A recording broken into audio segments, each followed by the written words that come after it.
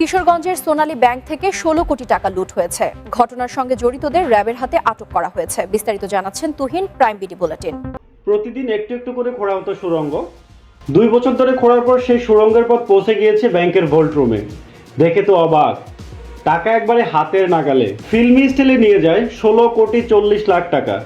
চালের বস্তায় করে সেই টাকা নেওয়া হয় ঢাকায়। 2014 সালে কিশোরগঞ্জের সোনালী ব্যাংকের প্রধান শাখায় লুটের ঘটনা ঘটেছে ঠিক এইভাবে। সারা জাগানো এই ঘটনার নায়ক সোহেলের বাড়ি পটুয়াখালীতে। এত টাকা পেয়ে নিজেকে টাকার কুমির ভেবে বসেছিলেন সোহেল। টাকা নিয়ে যে ট্রাকে করে ঢাকায় আসেন, সে ট্রাকের হেল্পারকে খুশি মনে দিয়ে দেন 7 লাখ টাকা। দাতা হাতেন তাই সোহেলের শেষ রক্ষা হয়নি। র্যাবের হাতে ধরা পড়তে হয় সোহেলকে।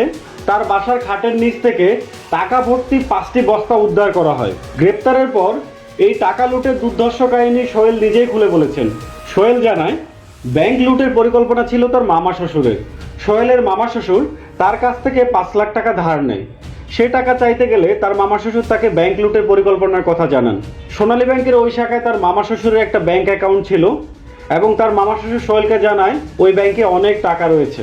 ব্যাংক লুটের জন্য সোহেল পরিকল্পনা করে 2 বছর আগে। পরিকল্পনা অনুযায়ী ব্যাংকের পাশের একটি বাড়ি 2 রুম ভাড়া নেন 2,500 টাকায়।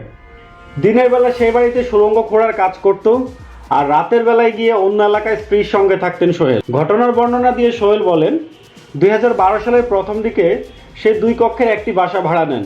ভাড়া নেওয়ার কিছুদিন পর থেকে প্রাইম বিডি বুলেটিন।